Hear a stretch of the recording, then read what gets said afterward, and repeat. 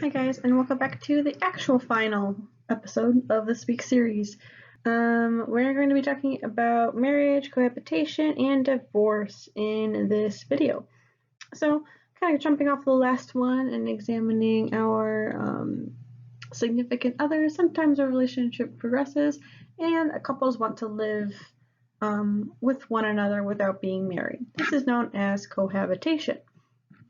And one of the big stereotypes, so to speak, or just stigmas about cohabitation is that if you cohabitate before marriage, the marriage, if you actually do end up being married, won't be as satisfactory and it won't last long. It'll end in divorce. That's a very common thing that the media likes to push.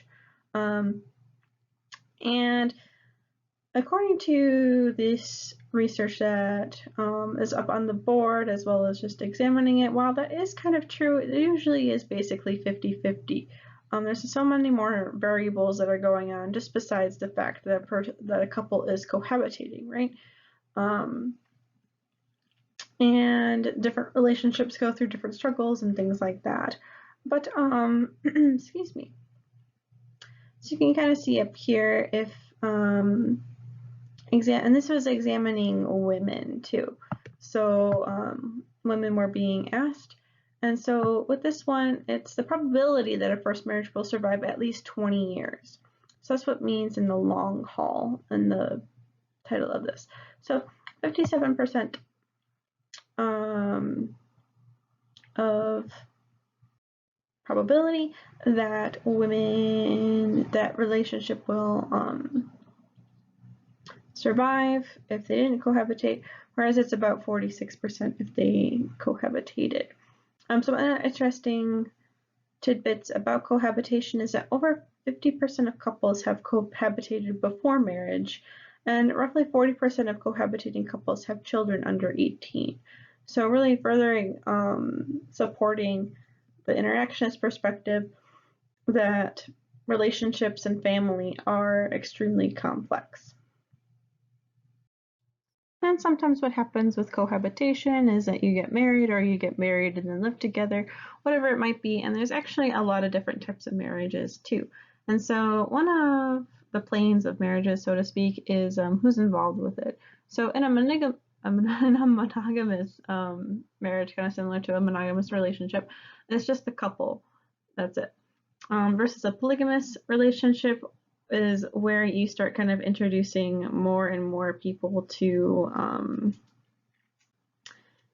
the relationship. So, and there's a couple of different types of polygamous relationships where you have polygyny, which is where the male can be in a relationship or marry multiple women, versus polyandry, which is where the woman can have different types of relationships. And one of the more famous, I guess, kind of aspects of polygamy, at least in the reality TV show series, is Sister Wives.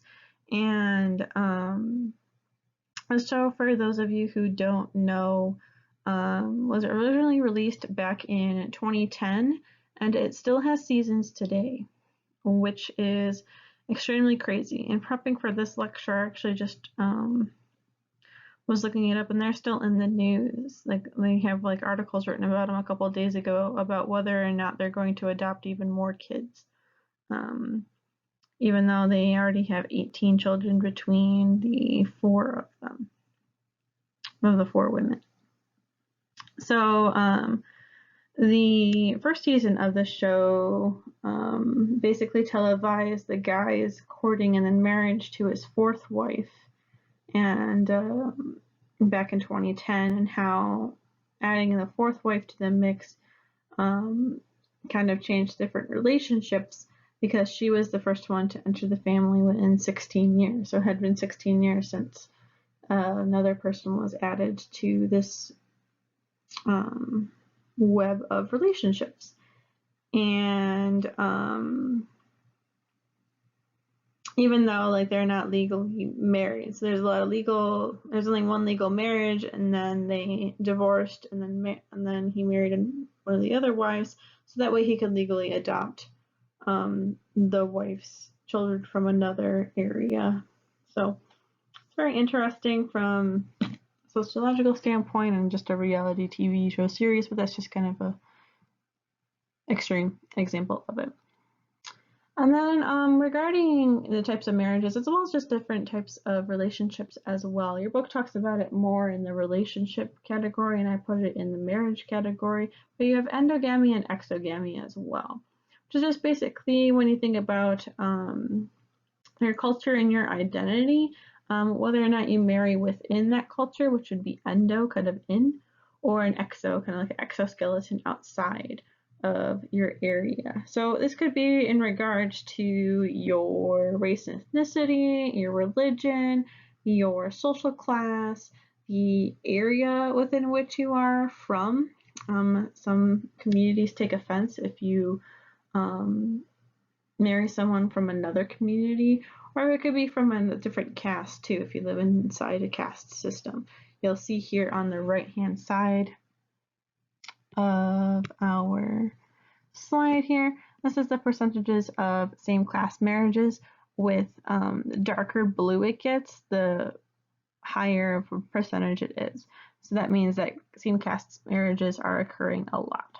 Whereas the more white areas, which you don't really see too many of here, are the less so instances of same caste marriage, so people are marrying of different castes. So for an example of exogamy, in addition to caste system, would be having an interracial marriage, where people are of different ethnicities or race. That's just one example. And these different types of marriages are increasing as time goes forward. So that's just an example of exogamy. And then you can also have homogamy and heterogamy, which is also something that I personally study, which is whether or not people marry because of similar personalities or opposite. And this can sometimes be conscious or unconscious. And if you kind of think back to your first video and examining what you want in a significant other, you might have wanted a person who has the same either personality or interest and things like that. So that would be homogamy. Or if you wanted somebody who's a little bit different than you, that would be hetero. And some popular, not cliches, but sayings regarding these different things are birds of a feather flock together, right? That's a common saying. Or you also hear the instance of opposites attract. So those are just two examples there for you guys too. And then sometimes kids come along and parenting happens, or child rearing. And if you recall from a couple of videos ago when we examined theory, caring for children is one of the main universal functions of the family, either caring for them or socializing them, that kind of thing. However, single parenting is on the rise. We kind of examined in the first video different ways of how young adults are living back in with their parents. We talked about kind of the accordion family structure. It's also called the boomerang because kids come back home, similar to how a boomerang comes back to the thrower. So you can kind of see here in this graph in the center of how the living arrangements according to the census have been with children under the age of 18. So you can see how in the center talks about who's under the what the different colors mean. So blue is going to be sibling only, so what other relatives live in the household. So sibling only, green is grandparent only, red is both sibling and grandparent, and then orange is no sibling or grandparent. So when you're living with two parents, you can kind of see how another relative, 80%, is a sibling only, and then living with the mother only, that kind of goes down to 65%, and You can kind of see some of the green, red, and orange there. Living with no parent present. You can kind of see how with that one, you don't have a sibling or a grandparent. However, a quarter of them are living with a grandparent. And then if they're living with the father only, half of them have another sibling only, and then a third don't. So interesting, the different types of makeup that are going on between living arrangements. And then this graph to the far left is one that your book has examining the rise of single-parent families in the U.S. from 1970 to 2016. And it examines the single-parent household in regards to race, comparing the 70s to the 2016. So you can kind of see here with the no Asian American family households are most likely to be two-parent. And this is the only one, if you'll notice, where, let me just double check here. This number actually increases, so the number of two-parent families. All the rest of them decrease in some way, with African Americans extremely having a decrease there, whereas there's a pretty ginormous increase in the amount of one-parent families maintained by the mother. So lots of things have gone on within the 50-ish years of single-family households and examining race. However, some families don't have children. They're married, but they don't have children. And there has been an increase in families that fit this categorization. So it could be known as childlessness, but you can go into a little bit deeper as to exactly why these families don't have children. It could be that the couple decides to be child-free or have other complications, or they simply can't have children, and that's why they're married without children, or they're trying to have children, but unfortunately these pregnancies are miscarried. And so what's not really talked about too much anymore, or really nowadays, it's a little bit of taboo, is about miscarriage. It happens a lot more than you think, about 1 in 4 pregnancies. You'll see out there that it's 1 in 4 women sometimes that's talked about, but on the real stat is actually just 1 in 4 pregnancies are miscarried. And what miscarried means is that the baby is lost at or before it makes it to the 20-week mark. So it's a very common issue. And if you examine healthcare and things like that, many moms don't have the ability to take time off in order to grieve or anything like that, since a lot of companies and things like that don't consider that to be a loss of a child, or that you shouldn't be grieving over them. So, and you're kind of just left to grieve off by yourself. So that's just kind of something to think about. But then also child-free couples are also becoming more and more common, especially due to how expensive child rearing is as well. So that's something to kind of think about when thinking about families. However, the people who are couples and don't have children, they are considered a family with our definition. That's important to keep in mind. And now we're going to kind of explore the different family structures that could occur. And one thing to note and point out is that just because a family structure is different than the nuclear family that we're so kind of stereotyped towards, doesn't necessarily mean that this structure is worse, right? People are still very happy with their families, right? Some research suggests that those who have a step relative have more satisfaction with living with that step family than if they were with the original family, even though that's not by much, but thinking about satisfaction rates. And then just thinking about step families in particular, the research on them is extremely limited, especially from governmental data. We don't really have a lot to go on. However, it's becoming more and more common to have a step relative. More than 4 in 10 Americans have at least one step relative. with about 30% of adults having a step or half sibling. And then about more than half of people aged 30 and younger have some sort of step relative as well.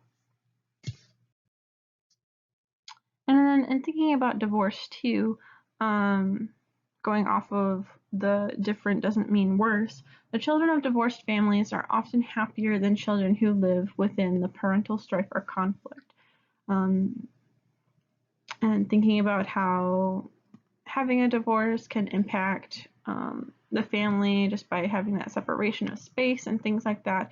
Sure, there might be still conflict that is going on, but research has found that the children are often happier because of the parents who have divorced rather than just constantly living in that kind of conflict and parental strife. And also in thinking about divorce rates, you hear about how high the divorce rate is, Divorce has increased just because of the acceptance of this process, and therefore the stigma or negative label of being a divorced person, it isn't really there anymore. Thinking about your labeling and how society has really changed regarding that. And then you can kind of see the trends over here in marriage and divorce rates. And it's actually, you can kind of see this kind of uptick in 1945 with marriage, but as well as divorce. That was because of the war and everybody coming back home. And then you got the baby boom going on. So that's why there's an uptick there, because everybody was back home. And then you can kind of see how it goes up and down. And then both of the rates have actually declined since the 70s. And that's kind of something that's really important to point out, especially due to the media saying, oh, the divorce rate is climbing or whatever. Granted, however, we still need to get COVID data. So it could be like just living together, more and more people are getting divorced and whatnot due to the COVID pandemic, but we don't have that information just out yet due to how slow the courts are and getting that information too. So it'll be interesting just to see how COVID has impacted divorce rates as well as marriage rates, right? We hear a lot about people who have quarantined together and now they're getting married. So that's a thing too. And thinking about the children who live in single parent homes, kind of going off of that similar vein, the US is more than any other country. So we're at almost a quarter of kids under 18 who are living in single parent household. I'm sorry, I'm trying to get Mexico's percentage up there for those of you who are interested in Mexico. Versus Mexico at 7%.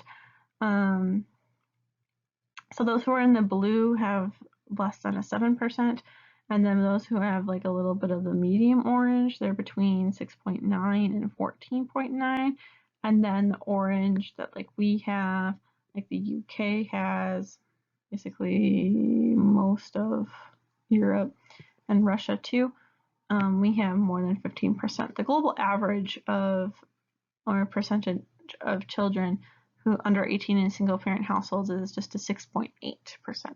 So in kind of examining things from a globalized perspective, the US is very kind of leading, so to speak, regarding single parent households. Whether or not that's good is up to different researchers. And then there's also a lot of different alternative aspects of family, in addition to step family, single parenthood, being single, married without children, all those different combinations. You also have adoption and foster care systems, as well as the LGBTQ community with the law in 2015 allowing same-sex marriage here in the US. And you also have different communes as well, even though in different abbeys, monasteries, as well as cults are a little bit different, but in abbeys and monasteries, for instance, you don't really marry at all, but you do have that really strong bond of people. They're kind of considered your kin. And so that can also be an alternative to the traditional family as well. And then in thinking about divorce as well, Bohannon has just 6 different stations, so to speak, of divorce. It's kind of similar, so to speak, in the in thinking about retirement, but Not really. So the first one is emotional. So you have that loss of intimacy. You feel your marriage is basically kind of just deteriorating. This is really where you kind of just think about all the emotional attachment to or lack thereof with your partner, and then you kind of move on to that legal station. You don't have, this isn't really a it can be a very lengthy process, and how the courts rule on extremely personal matters, such as you go down here to co-parental, who has custody of the children, who gets what, that kind of thing. You also have that economic loss, depending on how things are going with having two people, and then now you have two separate households, so the economic costs increase as you're splitting things up. And then the community aspect and the psychic aspect are really things to become aware of as well. Within the community aspect, this is where the division of friends and associates could be, thinking about your networks, especially if you guys have an overlapping social network. So if this is just the two spouses and their social network, because what usually happens over time with research is that you have your two separate areas, and then they'll kind of combine to form one overall social network for both partners. And so when a divorce happens, when you